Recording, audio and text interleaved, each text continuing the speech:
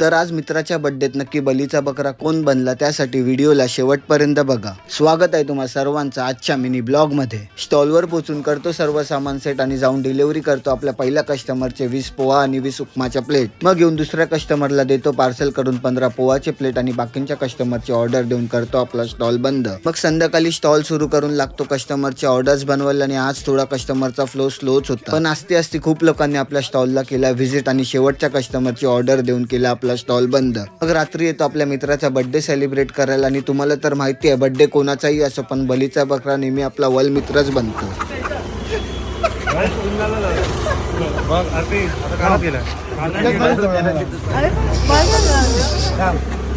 Birthday कोणचा? मग कस्टर्डची party करून सर्व मित्र जातात आपापल्या घरी। तर भेटूया उद्या।